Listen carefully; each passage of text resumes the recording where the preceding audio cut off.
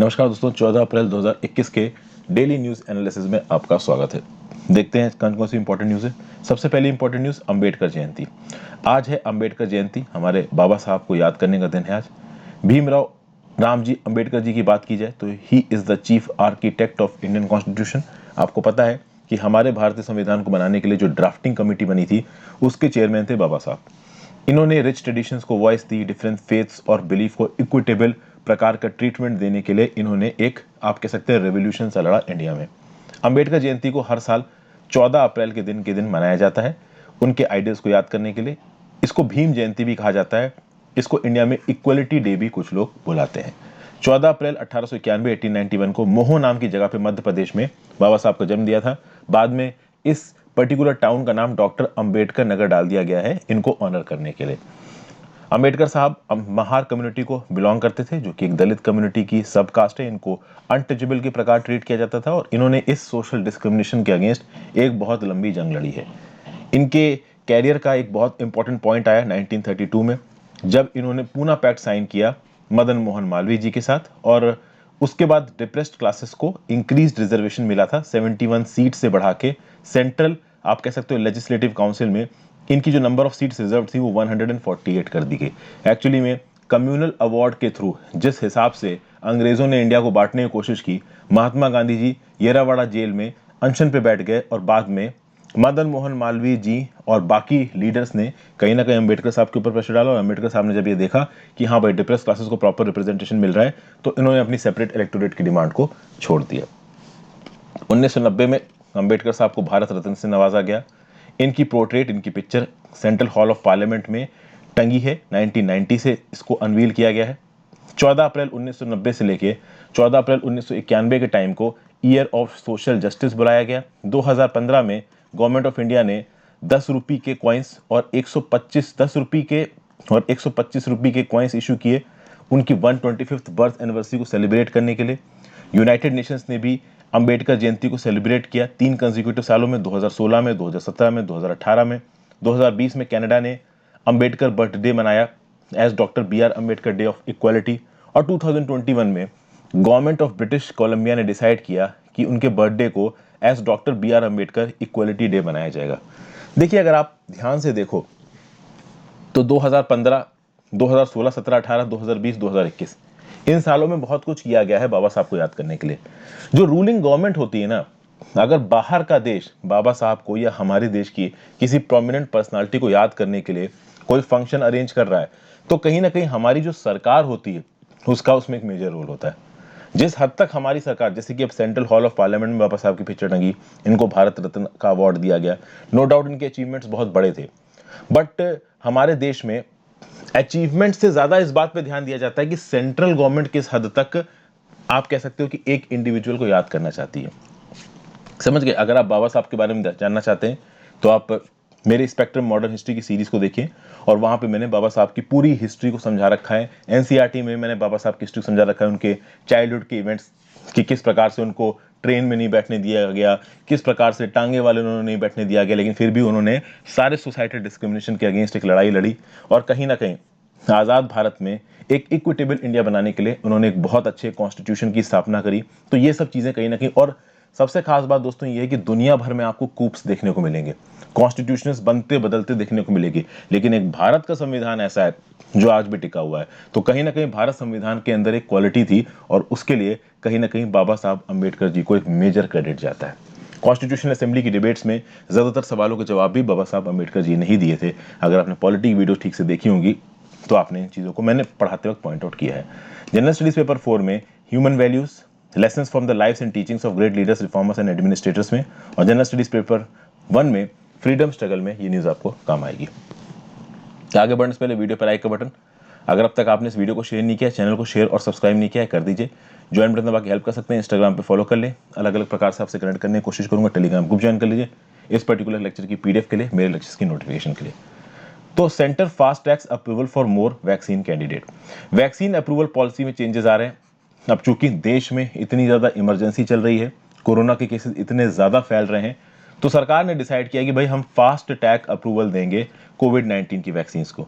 वो कोविड-19 की वैक्सीन जो कि इंडिया के बाहर डेवलप की गई हैं, उनको इंडिया के अंदर इमरजेंसी यूज ऑथराइजेशन का अप्रूवल दिया जाएगा ड्रग रेगुलेटरी एजेंसीज के द्वारा। स्पुतनिक 5 को ऑलरेडी अप्रूवल दिया जा चुका है।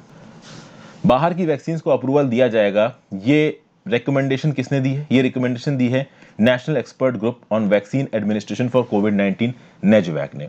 एक्चुअली में प्रॉब्लम ये हो रही है कि कोविशील्ड और कोवैक्सीन की वैक्सीन की जो डोजेस हैं वो काफ़ी कम पड़ रही हैं, अप्रोप्रिएट पड़ नहीं रही हैं, तो बास्केट ऑफ वैक्सीन को एक्सपेंड करने की जरूरत है डोमेस्टिक यूज़ के लिए, और इसलिए ज़्यादा से ज़्यादा वैक्सीन को अप्रूवल यहाँ पे दिया जा रहा है।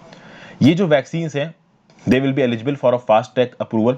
आप देखो कि जल्दी ही ऐसा बोला जा रहा है कि इमरजेंसी यूज़ अप्रूवल दिया जाएगा उन वैक्सीन को जिन वैक्सीन को अप्रूवल दे रखा है यूएस के फूड एंड ड्रग एडमिनिस्ट्रेशन ने, यूरोप के मेडिसिन एजेंसी ने, यूके की medicine and health care products regulatory agency ने, और pharmaceuticals and medical devices agency of Japan ने जिन वैक्सीन को अप्रूवल दे चुका है, इंडिया उनको अप्रूवल देगा।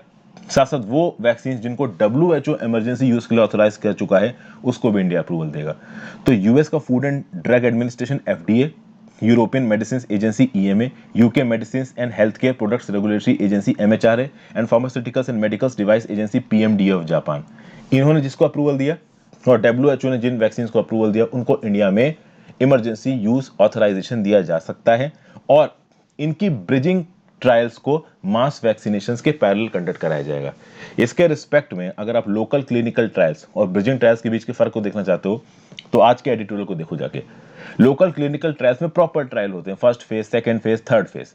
ब्रिजिंग ट्रायल्स में ये होता है कि वो वैक्सीन जो किसी दूसरे देश की जनता पे टेस्ट की गई है, हमारी देश की जनता पे टेस्ट नहीं की गई है, उस वैक्सीन का क्या हमारी देश की जनता के ऊपर कुछ गलत इफेक्ट आ सकता है, इस चीज को एसेस करने के लिए ब्रिजिंग ट्रायल्स कराए जाते हैं। ये ब्रिजिंग ट्रायल्स इतने होलिस्टिक नहीं होते हैं, बट कहीं ना कहीं ये आप कह सकते हो डिटेल्ड तरीके से इतना जरूर देखते हैं कि भाई दूसरे देश की रेस पे, मतलब किसी दूसरे देश की जनता पे, ज्यादातर केसेस में वो रेस दूसरी ही होगी, कि अगर आप कोई ट्रायल कर रहे हो और बेसिकली वहां पे उस जनता पे वो मेडिसिन सही बैठ रही है, तो हमारी देश की जनता पे मेडिसिन सही बैठेगी नहीं, क्योंकि जेनेटिक मेकअप अलग अलग रेसेस का अलग अलग होता है। इस चीज को चेक करते हैं ये ब्रिजिंग ट्रायल्स। जल्दी ही इस स्कीम के अंदर फाइजर, मॉडर्ना और जॉनसन एंड जॉनसन नाम की वैक्सीन को अप्रूवल मिल सकता है। जनरल स्टडीज पेपर 2 में issues relating to development and management of social sector services relating to health में ये न्यूज आपको काम आएगी। नेक्स्ट न्यूज है last 2 rhinos translocated under IRV 2020। ये एम्बिशियस जो इंडियन राइनो विजन है 2020 का, भाई ये ऑलमोस्ट खत्म हो गया है। आखिरी 2 राइनोस को, एक एडल्ट मेल राइनो और एक फीमेल राइनो को आसाम के मानस नेशनल पार्क से, देखिए ये आसाम मानस नेशनल पार्क में इनको इंट्रोड्यूस किया गया। यानी इंडियन राइनो विजन 2020 के अंदर टारगेट क्या था? टारगेट ये था कि आसाम के अलग अलग जो वाइल्ड लाइफ सेंचुरीज है, नेशनल पार्क है, वहां पे राइनोसोरस की पॉपुलेशन को मेंटेन किया जाए। इस इंडियन राइनो विजन 2020 को आखिरी लेग था। ये जो 2 राइनोसेरोरस हैं, एक एडल्ट मेल और एडल्ट फीमेल, इनको आसाम के मानस नेशनल पार्क में इंट्रोड्यूस किया गया है। लेके कहां से आया गया था? पोबितोरा वाइल्ड लाइफ सेंचुरी से।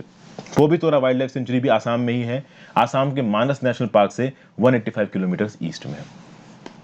2005 में ये जो इंडियन राइनो विजन 2020 डिवाइस किया गया था, इसका टारगेट क्या था? टारगेट ये था कि आसाम में राइनोसेरोरस की पॉपुलेशन हम लोग 3000 तक लेके जाएंगे, और ये बोला गया था कि राइनोसेरोरस, यूनिकॉर्न राइनोसेरोरस जिनकी एक सींग होता है, इनको Kaziranga national park, Orang national park, Pobitora national park और इसके अलावा जो 4 और नेशनल पार्क हैं आसाम में, वहां पे इंट्रोड्यूस करेंगे। हालांकि हर जगह ये इंट्रोड्यूस नहीं हो पाए हैं। अगर आप बात करो तो ये जो 8th राउंड था राइनो ट्रांसलोकेशन का अंडर IRV 2020, इसका लास्ट स्टेप था इन 2 राइनोसेरोरस को छोड़ना, और इन 2 राइनोसेरोरस को मानस वाइल्ड लाइफ सेंचुरी के बंसबारी रेंज में छोड़ा गया है। मानस वाइल्ड लाइफ सेंचुरी में अब तक 22 राइनोसेरोरस को छोड़ा गया है ट्रांसलोकेशन प्रोग्राम के अंदर। और इन राइनोसेरोरस की पहचान के लिए इनके जो ईयर्स हैं, इनके ईयर्स में हल्के से नॉच बना दिए गए हैं। International union for conservation of nature के स्पेशीज सर्वाइवल कमीशन और एशियन राइनो स्पेशलिस्ट ग्रुप्स के गाइडलाइंस के हिसाब से इन राइनोसेरोरस के कान में कुछ साइंस बनाए गए हैं, ताकि समय समय पे आने पे कौन से राइनोसेरोरस को इंट्रोड्यूस किया गया था उनको मॉनिटर किया जा सके, उनको आइडेंटिफाई किया जा सके। क्योंकि हमने इंडियन राइनो विजन के अंदर इन नेशनल पार्क में राइनोसेरोरस को इंट्रोड्यूस किया है, तो हमको समय समय पे ये भी चेक करना पड़ेगा कि ये राइनोसेरोरस की जो आबादी है ये फल फूल रही है वहां पे कि नहीं फल फूल रही है। अगर बात की जाए तो 1980s तक आसाम में 5 राइनोसेरोरस बेयरिंग एरियाज थे। अब आप देखो कि काजीरंगा, ओरांग और पोबितोरा में तो राइनोसेरोरस बचे रहे, लेकिन मानस वाइल्ड लाइफ सेंचुरी और लाओखोआ वाइल्ड लाइफ सेंचुरी से तो राइनोसेरोरस ऑलमोस्ट एक्सटिंक्ट ही हो गए थे। लाओखोआ से तो गायब ही हो गए। मानस जो वाइल्ड लाइफ सेंचुरी थी ना, इसके पास वर्ल्ड हेरिटेज टैग था। लेकिन जब मानस वाइल्ड लाइफ सेंचुरी में जो पिग्मी हॉक नाम का जानवर था, यहाँ पे पिग्मी हॉक दिख रहा था, जब ये नियर एक्सटिंक्शन की रेंज पे पहुंच गया तो मानस वाइल्ड लाइफ सेंचुरी से वर्ल्ड हेरिटेज साइट का टैग छीन लिया यूनेस्को ने 1985 में। जब यूनेस्को ने मानस सेंचुरी से वर्ल्ड हेरिटेज साइट का टैग छीना, तब इंडियन गवर्नमेंट की आंखें खुली और इंडियन गवर्नमेंट को समझ में आया कि भाई कुछ ना कुछ तो हमको बहुत इमरजेंसी बेसिस पे करना पड़ेगा यहाँ पे बायोडाइवर्सिटी को मेंटेन करने के लिए। इसलिए ट्रांसलोकेशन किया गया आसपास की वाइल्ड लाइफ सेंचुरी से, काजीरंगा से, पोबितोरा से, ओरांग से उठा उठा के राइनोसेरोरस मानस नेशनल पार्क में लाए गए। मानस नेशनल पार्क को अपना वर्ल्ड हेरिटेज स्टेटस 2011 में यूनेस्को की तरफ से वापस मिल गया। सारे साइंटिफिक आप कह सकते हो कि पैरामीटर्स के हिसाब से ये कोशिश की गई है कि इस ट्रांसलोकेशन प्रोग्राम के अंदर जो भी राइनोसेरोरस ट्रांसफर किए गए हैं उनकी फ्यूचर जो है उन स्पेशीज का वो अच्छा रहे। हालांकि कितना अच्छा रहेगा ये आने वाले सालों में 4-5 सालों के असेसमेंट में ही पता चलेगा। जनरल स्टडीज पेपर 3 के बायोडाइवर्सिटी में चीज आपको काम आएगी। नेक्स्ट न्यूज है आहार क्रांति mission launch by health mission minister. Union minister of health and family welfare doctor Harshvardhan ने एक मिशन लॉन्च किया, मिशन आहार क्रांति। इस मिशन का काम क्या है? To spread the message of importance of nutritionally balanced diet. Nutritionally balanced diet कितनी इंपॉर्टेंट होती है, इसके मैसेज को फैलाना है और कहीं ना कहीं लोगों की जो एक्सेसिबिलिटी है लोकल फ्रूट्स की और वेजिटेबल्स की, ये बने रहे, ये इंश्योर करना है। तो ये जो मिशन है, it is design to address the major problem faced by India in the world. और क्या है इंडिया की मेजर प्रॉब्लम अभी के लिए? Hunger and disease in abundance. हमारे देश में भूखे लोग भी बहुत ज्यादा हैं और हमारे देश में बीमार लोग भी बहुत ज्यादा हैं और कहीं ना कहीं इनको यहाँ पे डील करना है। अगर बात करो भूख की, तो जितना कैलोरी इंडिया कंज्यूम करता है, जितना कैलोरी इंडिया कंज्यूम करता है, उससे दुगनी कैलोरीज इंडिया प्रोड्यूस करता है। मतलब इंडिया का कैलोरी का प्रोडक्शन रेट है, जो प्लांट का प्रोडक्शन रेट है, फ्रूट्स एंड वेजिटेबल्स का प्रोडक्शन रेट है, ग्रेन्स का प्रोडक्शन रेट है, ये बहुत ज्यादा है और जितना हम कंज्यूम कर रहे हैं वो आधा है। तो ये होने के बावजूद भी हमारे देश के लगभग आधे लोग मालनूरिश्ड हैं। तो ऐसा क्यों है? इस मिशन को, यानी आहार क्रांति मिशन को, विजनना भारती और global scientist and technocrats forum के थ्रू भी को लॉन्च किया गया। मतलब ये भी यहाँ पे अपना इनपुट देंगे इस मिशन को सक्सेसफुल बनाने के लिए। इस आहार क्रांति मिशन का मोटो क्या है? Good diet good cognition. Good diet good cognition. तो इस मिशन में टीचर्स को पहले तो ट्रेन किया जाएगा, फिर टीचर्स बच्चों को पढ़ाएंगे और फिर ये बच्चे अपनी फैमिलीज तक इस मैसेजेस को लेके जाएंगे, सोसाइटीज तक इस मैसेजेस को लेके जाएंगे। तो ऑब्वियसली बात है, सीधे सीधे बच्चों सरकार की तरफ से या फिर आहार क्रांति की इंप्लीमेंटर्स की तरफ से नहीं पढ़ाया जाएगा, पहले टीचर्स को पढ़ाया जाएगा, टीचर्स बच्चों को पढ़ाएंगे, बच्चे मैसेजेस अपनी फैमिली और सोसाइटी तक लेके जाएंगे। माल न्यूट्रिशन के स्टैटिस्टिक्स देखें इंडिया में, तो यूनिसेफ के हिसाब से highest number of underweight children की बात की जाए तो इंडिया 10वें नंबर पे आता है। अगर highest number of stunted children की बात की जाए तो इंडिया 17वें नंबर पे आता है। स्टंटिंग और अंडरवेट की प्रॉब्लम्स किसकी वजह से होती है? माल न्यूट्रिशन की वजह से होती है।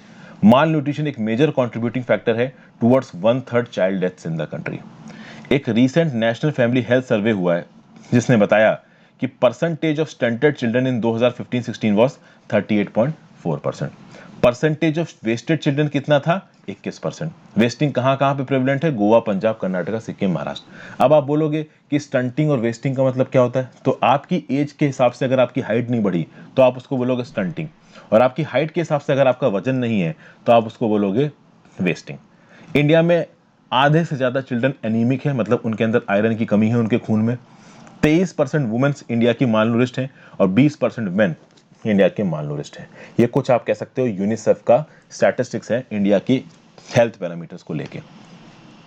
नेक्स्ट जो न्यूज है वो है 2021 की global food policy report. Global food policy report को पब्लिश कौन करता है? तो international food policy research institute इसको पब्लिश करता है।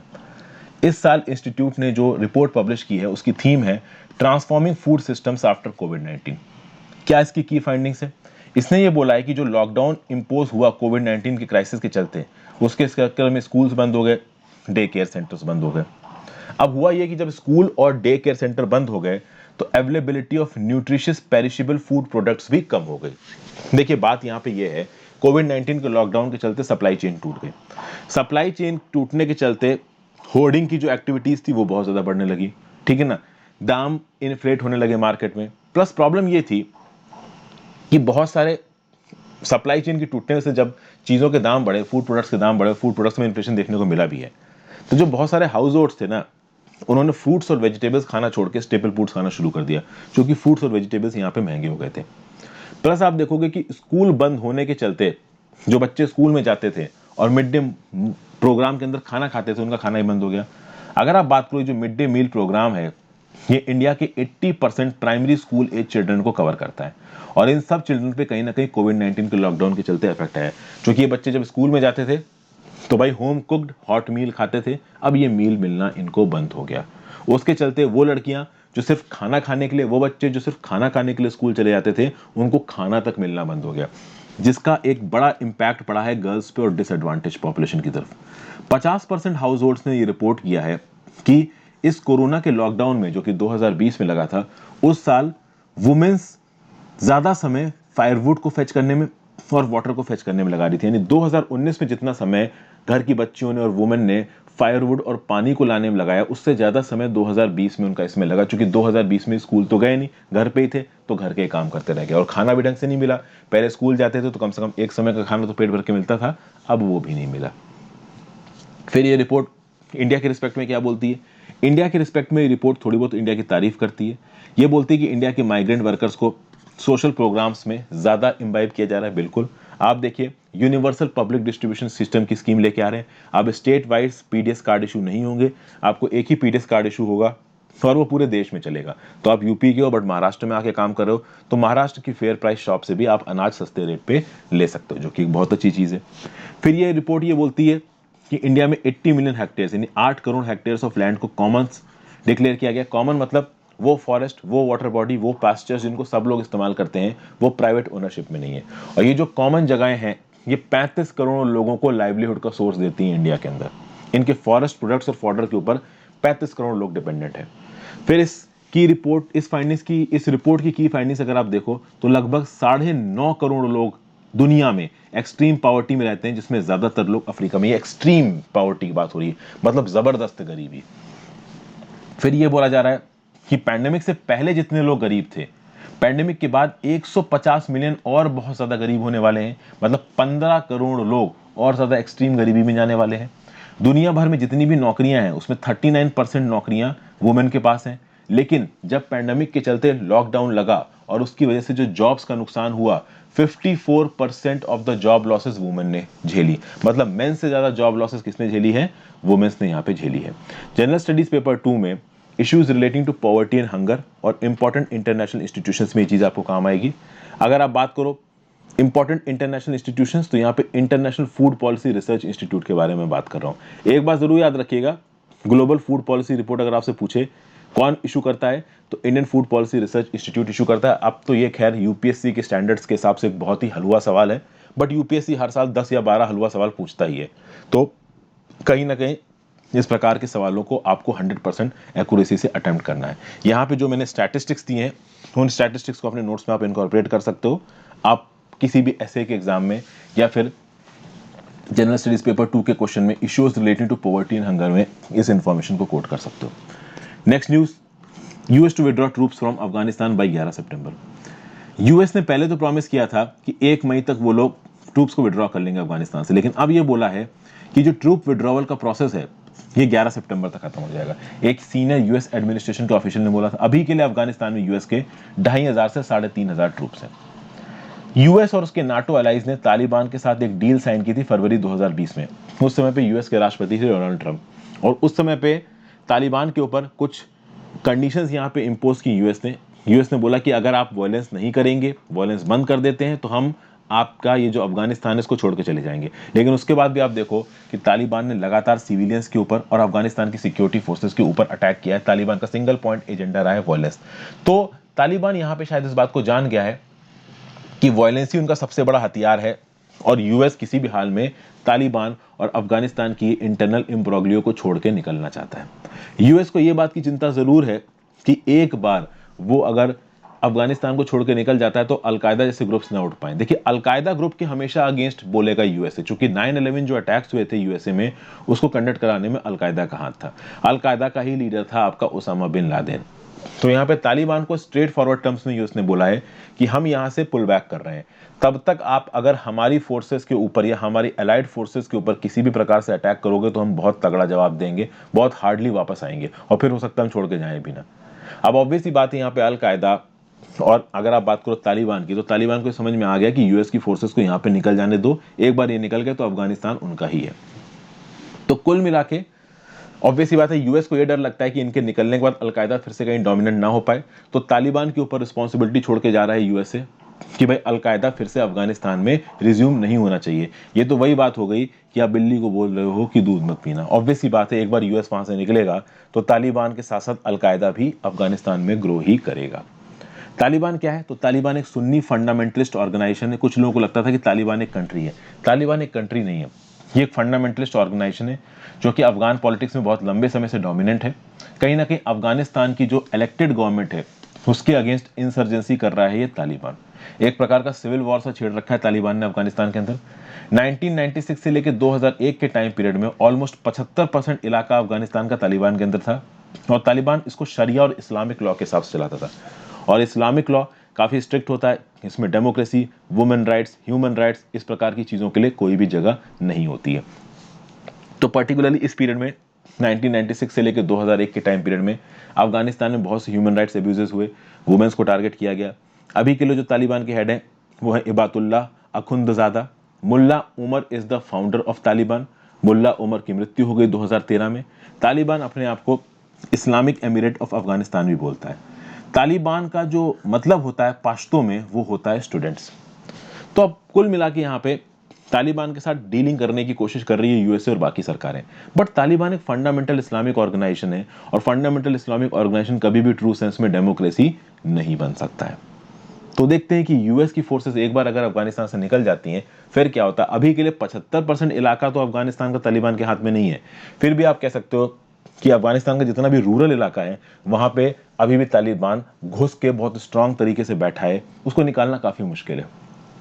क्योंकि जो तालिबानी हैं वो काफी हद तक अफगान जनता की तरह दिखते हैं, ये कहीं पे भी जाके कभी भी बम फोड़ देते हैं, बिना पढ़े लिखी पनाह अफगानिस्तान में बहुत है, नौकरियां है नहीं, इंडस्ट्रीज है नहीं, ठीक है, आतंकवाद बहुत ज्यादा है और यूएस इस पूरे के पूरे बवाल से बाहर निकलना चाहता है। तो अफगानिस्तान का फ्यूचर बहुत ज्यादा अनसर्टेन है।